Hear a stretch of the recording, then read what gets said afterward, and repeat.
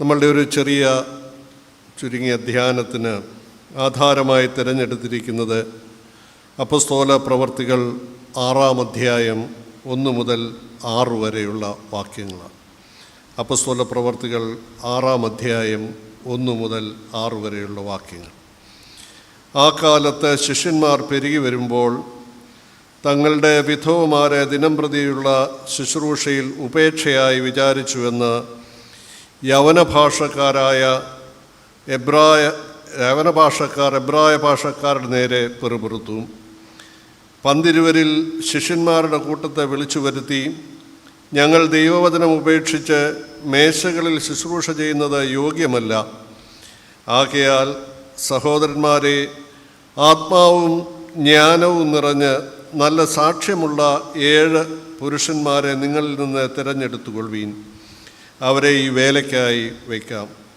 ഞങ്ങളോ പ്രാർത്ഥനയിലും വചന ശുശ്രൂഷയിലും ഉറ്റിരിക്കുമെന്ന് പറഞ്ഞു. ഈ വാക്ക് കൂട്ടത്തിനൊക്കെയും ബോധ്യമായി. വിശ്വാസവും പരിശുദ്ധാത്മാവും നിറഞ്ഞ പുരുഷനായ സ്തേഫാനോസ്, ഫിലിപ്പോസ്, ഒപ്രിഖോസ്, നിക്കാനോർ, തീമോൻ, ഫർമനോസ്, യഹൂദ മതാനുസാരിയായ അന്ത്യോക്യക്കാരൻ നിക്കോളവാസ് എന്നിവരെ തിരഞ്ഞെടുത്തു. അപ്പോസ്തലന്മാരുടെ മുൻപാകെ നിർത്തി അവർ പ്രാർത്ഥിച്ച് അവരുടെ മേൽ കൈവച്ചു. നമുക്കൊരു നിമിഷം പ്രാർത്ഥിക്കാം.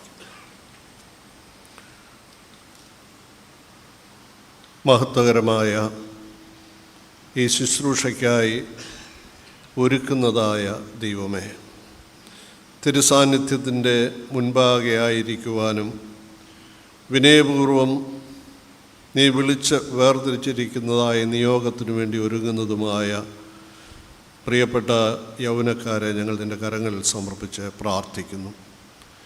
പ്രാർത്ഥനാപൂർവം പങ്കുചേരുന്നതായ വിശ്വാസ സമൂഹത്തെയും ഓർക്കുന്നു.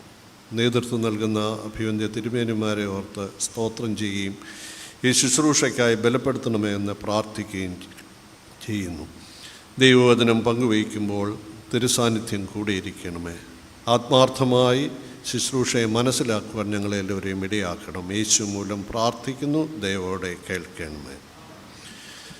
സഭയെ സംബന്ധിച്ചിടത്തോളം വളരെ പ്രാധാന്യമർഹിക്കുന്നതായ ഒരു ദിവസമാണ് ഇന്ന്. കർത്താവിൻ്റെ ശിഷ്യന്മാരിലൊരുവൻ ഉയർത്തെഴുന്നേറ്റതായ യേശു കർത്താവിനെ നോക്കി എൻ്റെ കർത്താവും എൻ്റെ ദൈവവുമേ എന്ന് സാക്ഷ്യപ്പെടുത്തിയതായ ആദിമസഭയുടെ ഒരു വിശ്വാസ പ്രഖ്യാപനം നടത്തിയതായ മാർത്തോമാ ശ്ലീഹ അദ്ദേഹത്തിൻ്റെ സമർപ്പണത്തെയും സുവിശേഷത്തിനു വേണ്ടി നിർവഹിക്കുന്നതായ പ്രവർത്തനങ്ങളെയും ഓർത്ത് ദൈവത്തിന് സ്തോത്രം കരയറ്റുവാൻ വേർതിരിച്ചിരിക്കുന്നതായ ഒരു ദിവസം. മാർത്തോമാ ശ്ലീഹായുടെ ശുശ്രൂഷയുടെ ഫലമായി രൂപപ്പെട്ടതായ ഈ സഭയിൽ ഇന്ന് ആ പാരമ്പര്യത്തിൽ നിലനിൽക്കുവാനായി ശമ്മാസ സ്ഥാനത്തേക്ക് പ്രവേശിക്കുവാൻ ഒരുങ്ങി വന്നിരിക്കുന്ന ഈ പ്രിയ മക്കളെ ആ സ്ഥാനത്തേക്ക് നിയോഗിക്കുന്നതായ അനുഗ്രഹീതമായ ഒരു കൂദാശയിൽ നാം പങ്കുചേരുവാൻ അടുത്തു വന്നിരിക്കുകയാണ്. ഓരോ കൂദാശയും ദൈവത്തിൻ്റെ സാന്നിധ്യം ആഴത്തിൽ അനുഭവിക്കുന്നതിനും ആ ദൈവസാന്നിധ്യത്തോടും ദൈവഹിതത്തോടും വളരെ വിനയപൂർവം അതോടൊപ്പം ക്രിയാത്മകമായി പ്രതികരിക്കുന്നതിനുമുള്ളതായ സന്ദർഭമാണ്.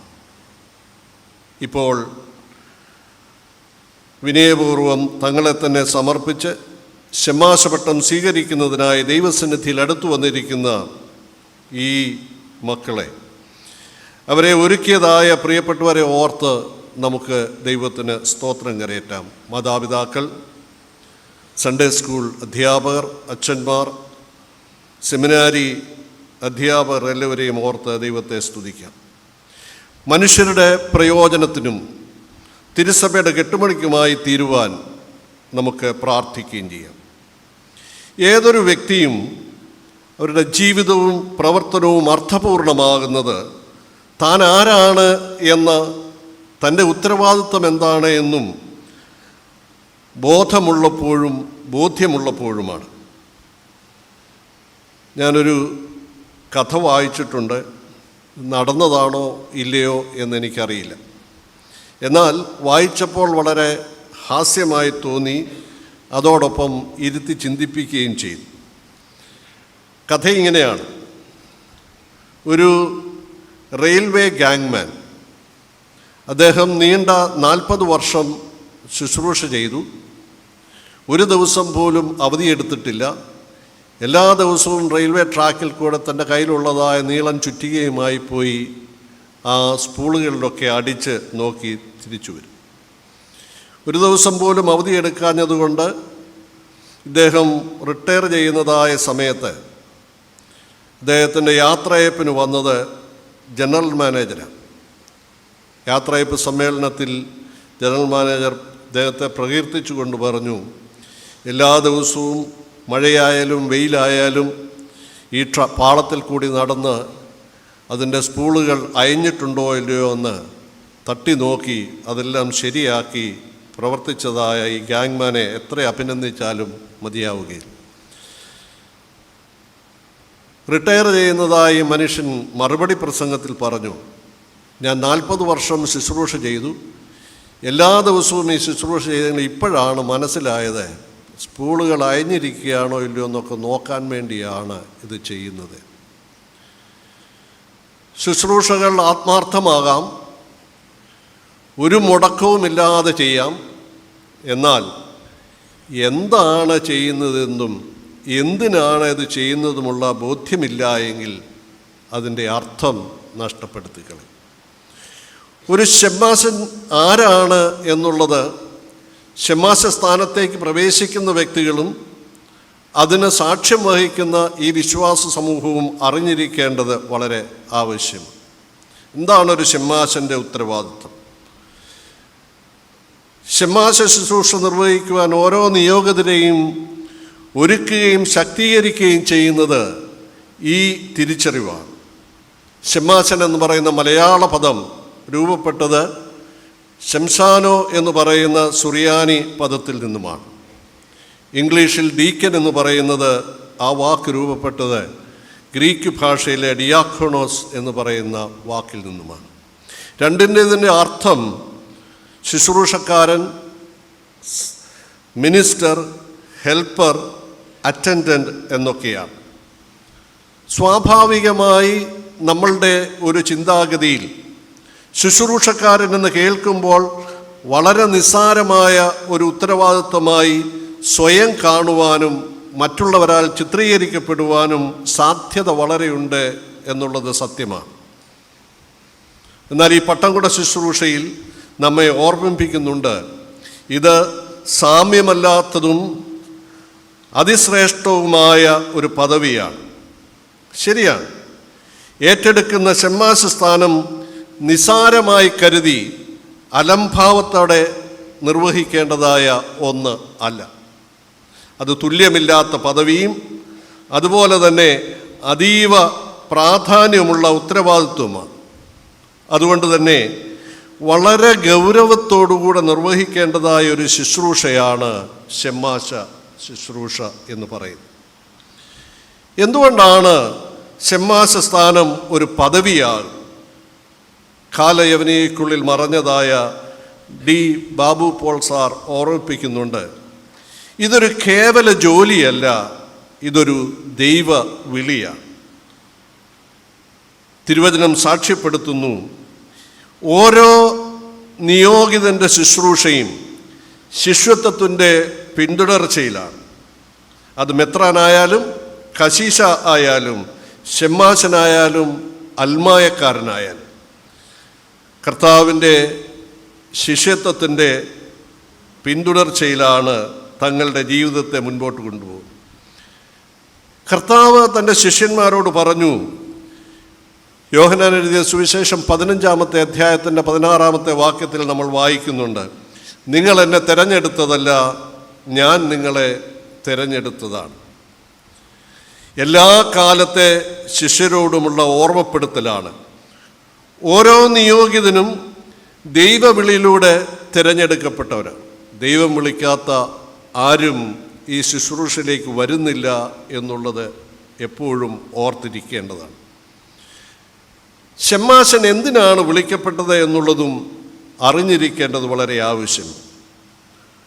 ഇന്ന് വായിച്ചതായി വേദഭാഗത്ത് അപ്പോസ്തോലിക കാലത്ത് സങ്കീർണമായ പ്രതിസന്ധി ഉണ്ടായ സമയത്താണ് ഷമ്മാശ സ്ഥാനം സ്ഥാപിതമാകുന്നത് എന്ന് നമ്മെ ഓർമ്മിപ്പിക്കുന്നു. അന്ന് ഷമ്മാശ സ്ഥാനം ഒരു ആയുഷ്കാല സ്ഥാനവും നിയോഗവുമായി കരുതിയിരുന്നു. എന്നാൽ പിന്നീട് പൂർണ്ണ വൈദികനാകുന്നതിന് മുൻപുള്ള ഒരു സ്ഥാനം മാത്രമായി ഷമ്മാശ സ്ഥാനത്തെ കാണുവാൻ തുടങ്ങി. ഒരു ട്രാൻസിഷൻ പൊസിഷനായി മാത്രം. തന്മൂലം വളരെ പ്രധാനപ്പെട്ടതായി ഈ ദൗത്യത്തിൻ്റെ അർത്ഥം നഷ്ടപ്പെടുത്തി കളഞ്ഞു എന്ന് വേണമെങ്കിൽ നമുക്ക് പറയാം. ഉണ്ടായി അധികം താമസിക്കാതെ അവസാനിക്കുന്ന ഒന്നു മാത്രമായി മാറി ഷമ്മാശൻ. എന്നാൽ ഷമ്മാശ സ്ഥാനത്തിൻ്റെ പ്രത്യേകത അത് അടിസ്ഥാനമായ സ്ഥാനമാണ് എന്നുള്ളത്. അതിൻ്റെ മേളിലാണ് ബാക്കിയെല്ലാം കെട്ടുപണി ചെയ്തിരിക്കുന്നത് എന്നുള്ളത് മറക്കാതിരിക്കുക. ഈ സ്ഥാനം രൂപപ്പെട്ടതായ സന്ദർഭവും ഈ വേദഭാഗം നമ്മളെ ഓർമ്മിപ്പിക്കുന്നുണ്ട്. ചരിത്രപരമായി സഭ നിലവിൽ വന്ന് അത് വളർന്നുകൊണ്ടിരിക്കുമ്പോൾ ക്രൈസ്തവ വിശ്വാസത്തിൻ്റെ വളർച്ചയോടൊപ്പം തന്നെ അതിൽ പ്രതിസന്ധികളും വളർന്നു വരുന്നത് ഈ വേദഭാഗം നമ്മളെ കാണിച്ചു തരുന്നുണ്ട്. വ്യത്യസ്ത സമൂഹങ്ങളിൽപ്പെട്ടതായ വ്യക്തികൾ സഭയിലേക്ക് കടന്നു വരും. ഓരോ സമൂഹത്തിൻ്റെയും മറ്റ് സമൂഹത്തോടുള്ളതായ കാഴ്ചപ്പാടുകൾ, അവരുടെ ബന്ധങ്ങളിലുള്ളതായ പ്രത്യേകതകളൊക്കെ സഭയുടെ ബന്ധങ്ങളിലും നിഴലിക്കുവാൻ തുടങ്ങിയപ്പോൾ അവർ തമ്മിലുള്ളതായ സാമൂഹിക വ്യത്യസ്തതകളും അഭിപ്രായങ്ങളും ഭിന്നതകളും സഭയുടെ പ്രവർത്തനത്തെ ബാധിക്കുന്നു എന്ന ഘട്ടമായപ്പോൾ ഒരു വിഭാഗം മറ്റൊരു വിഭാഗത്തെ അവഗണിക്കുകയും മുഖ്യധാരയിൽ നിന്ന് അകറ്റി നിർത്തുന്നതായുള്ള ആരോപണങ്ങൾ ഉയർന്നു വന്നപ്പോൾ സഭയുടെ ആത്മീയതയുടെ സോഷ്യൽ റെസ്പോൺസിബിലിറ്റിയുമായി ബന്ധപ്പെട്ട മേഖലകളിൽ ഈ കോൺഫ്ലിക്റ്റ് വളർന്നുകൊണ്ടിരുന്നു. അത് സഭയുടെ കെട്ടുറപ്പിനെയും സഭയുടേതായ സാക്ഷ്യത്തെയും ബാധിക്കുന്നു എന്ന തിരിച്ചറിവിൽ നിന്നുകൊണ്ടാണ് ഷമ്മാശ സ്ഥാനം കോൺസ്റ്റിറ്റ്യൂട്ട് ചെയ്യപ്പെടുന്നത്. ഇവിടെ ഷമ്മാശൻ്റെ ഉത്തരവാദിത്വം പാലം പണിയുന്നതായ ഉത്തരവാദിത്വമാണ്. സമൂഹങ്ങൾ തമ്മിലുള്ളതായ പാലം പണിയുന്ന ഉത്തരവാദിത്വം. ഈ ഉത്തരവാദിത്വം നിറവേറ്റണമെങ്കിൽ അതിന് വളരെ ആർദ്രമായ ഒരു മനസ്സ് ഷമ്മാശന് ഉണ്ടാകേണ്ടത് വളരെ ആവശ്യമാണ്. നിസ്സഹായരെ ചേർത്ത് നിർത്തുവാൻ, കരയുന്നവരുടെ കണ്ണുനീരൊപ്പുവാൻ, നിരാശരെ ശക്തീകരിക്കുവാൻ സദാസമയത്തും ജാഗ്രതയുള്ളവരായിരിക്കണം ഓരോ ഷമ്മാശന്മാരും. ഈ ശുശ്രൂഷ സമയത്തും അസമയത്തും മടികൂടാതെ നിർവഹിക്കുവാൻ വിളിക്കപ്പെട്ടിരിക്കുന്നവരാണ് ഷമ്മാശ സമൂഹം എന്ന് പറയും. സഭയുടെ ദൗത്യം ഒരു വ്യക്തിയിലോ ഒരു വിഭാഗത്തിലോ മാത്രം നിക്ഷിപ്തമല്ല. ഇതും ഈ വേദഭാഗം വ്യക്തമാക്കി തരുന്നതാണ്. ഇവിടെ നമുക്ക് we could see the divine practical approach through the division of responsibility in ministry. ആദിമസഭയിൽ അപ്പോസ്തലന്മാർ തങ്ങളെ ഭരമേൽപ്പിച്ചിരിക്കുന്ന ഉത്തരവാദിത്തങ്ങൾ വിട്ടുമാറാതെ നിലനിർത്തുവാൻ പ്രാർത്ഥനാപൂർവം കണ്ടെത്തുന്ന കൂട്ടുവേലക്കാരാണ് ഷമ്മാശന്മാർ എന്ന് പറയുന്നു. സഭയിൽ എല്ലാ ഉത്തരവാദിത്തങ്ങളും ഒരാളിൽ തന്നെ കേന്ദ്രീകരിക്കപ്പെടേണ്ടതല്ല. സഭയുടെ ദൗത്യം ഒരാളിലോ ഒരു വിഭാഗത്തിലോ ഒതുങ്ങുന്നതുമല്ല. സഭയുടെ ദൗത്യം പരസ്പര പൂരകമായി നിർവഹിക്കപ്പെടേണ്ടതാണ്. ഇതൊരു സഹകരണ പ്രസ്ഥാനമാണ്. It is a cooperative endeavour and the roles are supplementary and complementary. ഷമ്മാശ സ്ഥാനം അതുകൊണ്ട് തന്നെ ഒരു കോംപ്ലിമെൻ്ററി റോളാണ്. അത് വേറിട്ട് നിൽക്കുന്ന ഒരു ഉത്തരവാദിത്വം അല്ല. ഈ വേദഭാഗം വായിക്കുമ്പോൾ നമ്മെ ഓർമ്മിപ്പിക്കുന്നു, ഷമ്മാശൻ്റെ ഉത്തരവാദിത്തം ആരംഭത്തിൽ പ്രധാനമായും മേശയിലുള്ളതായ ശുശ്രൂഷയായി. സഭയുടെ സ്നേഹവിരുന്നുകളിൽ ആരും അവഗണിക്കപ്പെടരുത് എന്ന് ഉള്ള ആഗ്രഹത്തിൽ നിന്ന് രൂപം കൊണ്ടതാണ്. സഭയുടെ സ്നേഹവിരുന്നുകളിൽ അവഗണിക്കപ്പെടുവാൻ വർഗമോ വർണ്ണമോ ലിംഗഭേദങ്ങളോ കാരണമാകരുത്. അങ്ങനെ ആകാതിരിക്കുന്നതിനുള്ള ആത്മീയതയുടെ സാമൂഹിക പ്രതിബദ്ധതയായി ഷമ്മാശ സ്ഥാനം നിലകൊണ്ടു. എങ്കിലും ഈ സ്ഥാനത്തിന് പുതിയ പുതിയ മാനങ്ങൾ വളരെ പെട്ടെന്ന് കൂട്ടിയോജിക്കപ്പെട്ടു. സ്തേഫാനോസിൽ നമ്മൾ കാണുന്നത് അതാണ്. ഈ ഭാഗത്തിന് തുടർന്നു വരുന്നതായ സ്തേഫാനോസിൻ്റെ പ്രസംഗം, സ്തേഫാനോസിൻ്റെ രക്തസാക്ഷിത്വം ഒക്കെ നമ്മെ ഓർമ്മിപ്പിക്കുന്നതും അതാണ്.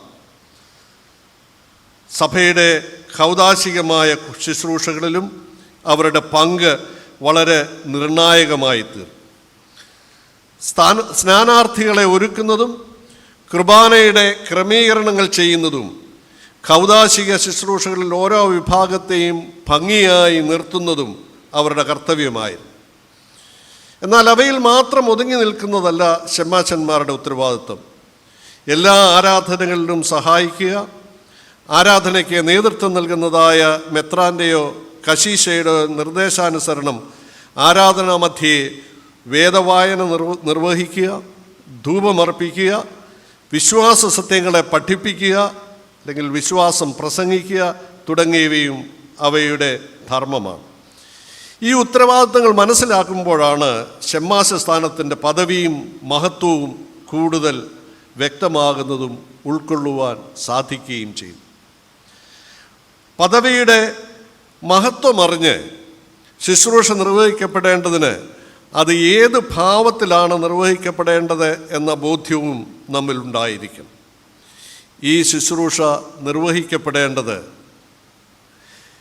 സഭയുടെ നാഥനായ ക്രിസ്തുവിൻ്റെ ഭാവത്തിലാണ്. കാരണം every Christian ministry is in continuation of the ministry of the incarnated Christ. ജഡാവതാരം ചെയ്തതായ കർത്താവിൻ്റെ ശുശ്രൂഷയുടെ പിന്തുടർച്ചയിലാണ് എല്ലാ ക്രിസ്തീയ ശുശ്രൂഷകളും നിർവഹിക്കപ്പെടുന്നു. അതുകൊണ്ട് ഓരോ ഷമ്മാശനിലും ഓരോ ക്രൈസ്തവ ശുശ്രൂഷകരിലും ഒരു ആയിത്തീരലിൻ്റെ പ്രക്രിയ വളരെ ആവശ്യമാണ്. There should be an incarnatory transformation. ഷമ്മാശ ശുശ്രൂഷ നിർവഹിക്കുവാൻ ക്രൂശിക്കപ്പെട്ടതായ ക്രിസ്തുവിനെ ധരിക്കേണ്ടത് വളരെ ആവശ്യമാണ്. ക്രൂശിക്കപ്പെട്ട ക്രിസ്തുവിനെ ധരിക്കാതെ ഷമ്മാശ ശുശ്രൂഷ ഒരിക്കലും നിർവഹിക്കുവാനായിട്ട് സാധിക്കുകയില്ല. ഈ ശുശ്രൂഷയിലേക്ക് പ്രവേശിക്കുവാൻ ഒരുങ്ങി വരുന്നതായ നിയോഗിതരെ സ്ലീബാക്കുപ്പായം അല്ലെങ്കിൽ കമ്മീസ് ധരിപ്പിച്ച് ഷമ്മാശപട്ടു നൽകുവാൻ വിശുദ്ധ മദ്ബഹായിൽ ദൈവത്തിൻ്റെ സിംഹാസനത്തിന് മുൻപാകെ സമർപ്പിക്കുമ്പോൾ അവരെയും ഈ സമൂഹത്തെയും ഓർമ്മിപ്പിക്കുന്നത് ഇത് ക്രിസ്തുവിനെ ധരിക്കുവാനുള്ളതായ വിളിയാണ് എന്നുള്ളതാണ്. കുരിശിലെ മരണത്തോളം ഈ വിളിയോട് വിശ്വസ്തത പുലർത്തിയ കർത്താവിൻ്റെ സമർപ്പണത്തെ ധരിക്കുവാനുള്ള വിളിയാണ്. മർക്കോസ് എഴുതിയ സുവിശേഷം 10-ാം അധ്യായത്തിൻ്റെ 45-ാമത്തെ വാക്യത്തിൽ നമ്മൾ വായിക്കുന്നുണ്ട്, മനുഷ്യപുത്രൻ ശുശ്രൂഷ ചെയ്യിപ്പാനല്ല ശുശ്രൂഷിപ്പാനും അനേകർക്കു വേണ്ടി തൻ്റെ ജീവനെ മറുവിലയായി കൊടുപ്പാനും അത്രേ വന്നത് എന്ന്. ഈ ശുശ്രൂഷയുടെ അവസാന ഭാഗത്ത് അരയിൽ ചരട് കെട്ടിക്കൊടുക്കുമ്പോൾ കർത്താവിൻ്റെ ഈ ദാസ്യ ശുശ്രൂഷയുടെ ഒരു ഓർമ്മപ്പെടുത്തൽ കൂടെ ഇതോടൊപ്പം ഉണ്ട് എന്നുള്ളത് മറന്നു പോകരുത്. അതുകൊണ്ട് വിനയത്തോടുകൂടെ അല്ലാതെ ഈ ശുശ്രൂഷയിൽ പങ്കുകാരാകുവാൻ ആർക്കും സാധ്യമല്ല. അതിനാൽ ഷമ്മാശ സ്ഥാനം ക്രിസ്തുവിൻ്റെ ദാസ്യഭാവത്തിലുള്ള പങ്കാളിത്തത്തിൻ്റെ പദവിയാണ്. കർത്താവിൻ്റെ സഹനത്തിലുള്ള പങ്കാളിത്തത്തിൻ്റെ പദവിയാണ്. അവൻ്റെ വിനയപ്പെടുത്തലിൽ പങ്കുകാരാകുന്നതായ പദവിയാണ്. ഓർക്കണം, ഇത് അഹങ്കാരത്തിൻ്റെ പദവിയല്ല, അധികാരപ്രമത്തതയുടെ പദവിയല്ല. അതിനാൽ സിംഹാസനസ്ഥാനവും അതിൻ്റെ ഉത്തരവാദിത്വവും പദവി സങ്കല്പങ്ങളുടെ ഒരു പൊളിച്ചെഴുത്തുകൂടിയാണ്. എന്താണ് ക്രിസ്തീയ സങ്കല്പത്തിലെ പദവി എന്ന് വ്യക്തമാക്കുവാനുള്ള സാക്ഷ്യപ്പെടുത്തലാണ് ഷെമ്മാശ നിയോഗവും ഷെമ്മാശ ശുശ്രൂഷയും. ഇതൊരു വലിയ ഉത്തരവാദിത്വമാണ് എന്നുള്ളത് ഈ സ്ഥാനത്തിലേക്ക് വരുന്ന ഓരോ വ്യക്തികളും നിരന്തരമായി ഓർത്തിരിക്കേണ്ടത്. ഈ നിയോഗത്തിൻ്റെ ആത്യന്തികമായ ലക്ഷ്യം സഭയുടെ ശാക്തീകരണമാണ്. കെട്ടുറപ്പുള്ള, സ്നേഹാധിഷ്ഠിതമായ കൂട്ടായ്മയുള്ള, പരസ്പര കരുതലുള്ള, അന്യോന്യം പങ്കുവയ്ക്കുന്ന, അപരനെ മാനിക്കുന്ന വിശ്വാസ സമൂഹത്തിൻ്റെ കെട്ടുപണിയാണ് പരമേൽപ്പിക്കപ്പെട്ടിരിക്കുന്നത്. അതിലൂടെ ക്രിസ്തീയ സഭ എന്താണ് എന്നുള്ള സാക്ഷ്യപ്പെടുത്തലാണ് നിർവഹിക്കപ്പെടുന്നത്. Therefore, it is the witness of the Christianness of the church. സഭ ക്രിസ്തീയമാണോ എന്ന് വിലയിരുത്തപ്പെടുന്നത് ഈ കൂട്ടായ്മയുടെ ബലത്തിലാണ്. ആ ശുശ്രൂഷ അർത്ഥപൂർണമായി നിർവഹിക്കുവാൻ ദൈവം തമ്പുരാൻ ഇന്ന് പ്രിയപ്പെട്ട മക്കളെ നിങ്ങളെ വിളിച്ചിരിക്കുക. ഈ ശുശ്രൂഷ സ്വാർത്ഥപരമായ താല്പര്യങ്ങളാൽ നിർവഹിക്കപ്പെടേണ്ട ഒന്നല്ല. അവിടെ വ്യക്തിപരമായ അജണ്ടകൾക്ക് സ്ഥാനവുമില്ല. നിസ്വാർത്ഥമായി ഈ ശുശ്രൂഷ നിർവഹിക്കപ്പെടുവാൻ എന്താണ് ശുശ്രൂഷകരിൽ നിന്നും ദൈവവും സഭയും പ്രതീക്ഷിക്കുന്നത്? പ്രഥമമായി ഓരോ ശുശ്രൂഷകനും ആത്മാവിൽ നിറവുള്ളവരായിരിക്കുക എന്നുള്ളതാണ്. പരിശുദ്ധാത്മാവിനെ ദൈവം ശിഷ്യ സമൂഹത്തിന് വാഗ്ദത്തം ചെയ്തിരിക്കുന്നതാണ്. പരിശുദ്ധാത്മ നിയന്ത്രണത്തിലും വഴികാട്ടുന്നതിനനുസരിച്ചും ആയിരിക്കണം ഓരോ നിയോഗിതൻ്റെയും ശുശ്രൂഷ നിർവഹിക്കപ്പെടേണ്ടത്.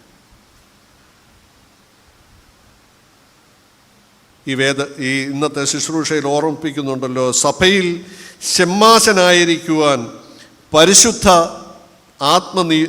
നിറവിനായി സഭ ഒന്നടങ്കം പ്രാർത്ഥിക്കുന്നുണ്ട്. ആത്മാവിന് തടസ്സമായി നിൽക്കുന്നത്, ആത്മാവിൻ്റെ പ്രവർത്തനത്തിന് തടസ്സമായി തീരുന്നത് നമ്മുടെ ഞാൻ എന്ന ഭാവമാണ്. അഹങ്കാരം നിറയുന്ന മനസ്സിൽ ക്രിസ്തുഭാവത്തിന് പ്രസക്തിയില്ലാതെയാണ്. സ്വാർത്ഥത നിറയുന്ന ജീവിതത്തിൽ ദൈവഹിതത്തിന് പ്രാധാന്യമില്ലാതെ പോകും. ഒരു ഗ്ലാസ്സിൽ വെള്ളം നിറയുന്നത് പോലെയാണ് പരിശുദ്ധാത്മാവ് നിറയുമ്പോൾ അതിലുള്ളതായ മറ്റുള്ളത് പുറത്തേക്ക് പോയിക്കൊള്ളും. ദൈവസന്നിധിയിൽ വിനയപ്പെട്ടു കൊടുത്താൽ മാത്രം മതിയാകും. ആത്മാവ് നമ്മെ സകല സത്യത്തിലും വഴി നടത്തും, സകല ജ്ഞാനത്തിലും തികവുള്ളവരാക്കും. എന്നാൽ അതിന് നമ്മുടെ ആത്മാർത്ഥമായ പ്രവർത്തനവും സഹകരണവും വളരെ ആവശ്യമാണ്. നിരന്തരമായ തിരുവചന പഠനം അതിന് അത്യന്താപേക്ഷിതമാണ്. ഓരോ നിയോഗിതനും ഓരോ ശുശ്രൂഷകനും അവൻ്റെ ദിവസം ആരംഭിക്കുന്നതും ദിവസം മുഴുവനും ഈ ദൈവവചന ധ്യാനത്തിൽ ഉറ്റിരിക്കുവാൻ ശ്രദ്ധ ചെലുത്തേണ്ടത് വളരെ ആവശ്യമാണ്. പരിശുദ്ധാത്മാവിൽ ദൈവഹിതത്തിൻ്റെ ആഴം മനസ്സിലാക്കുവാൻ നമുക്ക് സാധിക്കുന്നത് ദൈവവചനത്തിൻ്റെ നിരന്തരമായ പഠനത്തിലാണ്. ആ പഠനത്തിലൂടെ മനസ്സിലാകുന്നതായ ദൈവഹിതത്തിന് പരിപൂർണമായി വിധേയപ്പെടുത്തണമെങ്കിൽ നിരന്തരമായ പ്രാർത്ഥനയുടെയും ആവശ്യം. പ്രാർത്ഥനയിലാണ് അറിഞ്ഞതായ ദൈവഹിതത്തിന് നമ്മെ തന്നെ വിട്ടുകൊടുക്കുവാൻ നാം ഒരുക്കുന്നത്. അതുകൊണ്ട് നിരന്തരമായ വേദ പഠനവും മടുത്തു പോകാത്ത പ്രാർത്ഥനയും ഓരോ നിയോഗിതൻ്റെയും ജീവിതത്തിലെ അടിസ്ഥാന ഘടകമായി നിലനിൽക്കേണ്ടത് നാം ഓർത്തിരിക്കേണ്ടതാണ്. ദൈവഹിതത്തിന് പരിപൂർണമായി വിനയപ്പെടുവാൻ ഒരുക്കുക. ദൈവശബ്ദം കേൾക്കുവാൻ നമ്മെ തന്നെ ഒരുക്കി കാതോർക്കുക. അതുപോലെ തന്നെ പ്രധാനപ്പെട്ടതാണ് മനുഷ്യരോടുള്ള സഹവാസം. മനുഷ്യരോട് ചേർന്ന് നടക്കുമ്പോഴാണ് ദൈവഹിതം അവരുടെ ജീവിതത്തിൽ എങ്ങനെയാണ് പ്രാവർത്തികമാക്കുവാൻ ഇടയാക്കുന്നത് എന്നുള്ള തിരിച്ചറിവിലേക്ക് നമ്മളെ കൊണ്ടുപോകും. ഞാൻ എൻ്റെ വാക്കുകളെ അവസാനിപ്പിക്കുകയാണ്. ഇതൊരു ദൈവ വിളിയാണ്. ദൈവത്തിൻ്റെ ഹിതത്തിന് പരിപൂർണമായി വിധേയപ്പെട്ടു കൊടുക്കുവാൻ ശിഷ്യ സമൂഹത്തിൻ്റെ പിന്തുടർച്ചയിൽ ആത്മാർത്ഥതയോടുകൂടെ വിനയപൂർവം സമർപ്പിതരായി നിർവഹിക്കേണ്ടതായ ഉത്തരവാദിത്വമാണ് ഷമ്മാശ ശുശ്രൂഷ എന്ന് പറയുന്നത്. തിരുസഭയുടെ കെട്ടുപണിക്കും പരിശുദ്ധ തൃത്വത്തിൻ്റെ നാമമഹത്വത്തിനും വിശ്വാസ സമൂഹത്തിൻ്റെ നിരന്തരമായ രൂപീകരണത്തിനും നമ്മളെ തന്നെ നൽകുന്നതായ ശുശ്രൂഷയാണ് ഷമ്മാശ ശുശ്രൂഷ എന്ന് പറയുന്നത്. ഇത് നിസ്സാരമായ ഒന്നല്ല, വളരെ പ്രാധാന്യമർഹിക്കുന്നതും അതുപോലെ തന്നെ ഉത്തരവാദിത്വം നിറഞ്ഞതുമായ ഒരു ശുശ്രൂഷയാണ്. ആത്മാർത്ഥതയോടുകൂടെ സമർപ്പണത്തോടുകൂടെ ഈ ശുശ്രൂഷ നിർവഹിക്കുവാൻ ഈ സ്ഥാനത്ത് ആയിരിക്കുന്ന നമുക്ക് ഓരോരുത്തർക്കും ഇന്ന് ദൈവത്തിൻ്റെ കരുണയാൽ പ്രിയപ്പെട്ട തിരുമേനിമാരുടെ കൈവെപ്പിന് ഈ സ്ഥാനത്തേക്ക് പ്രവേശിക്കുന്നതായ പ്രിയ മക്കൾക്കും ഇടയാകട്ടെ. നമ്മളുടെ കൂട്ടായ പ്രാർത്ഥന ഈ ശുശ്രൂഷയുടെ അർത്ഥവും വ്യാപ്തിയും മനസ്സിലാക്കി ഓരോരുത്തരും പ്രവർത്തിക്കുന്നതിന് ആവശ്യമാണ്. നമുക്ക് ഒരുമിച്ച് പ്രാർത്ഥിക്കാം. ദൈവമേ, ഈ ശുശ്രൂഷ അർത്ഥവത്തായി നിർവഹിക്കുവാൻ പ്രിയമക്കളെ ശക്തീകരിക്കും.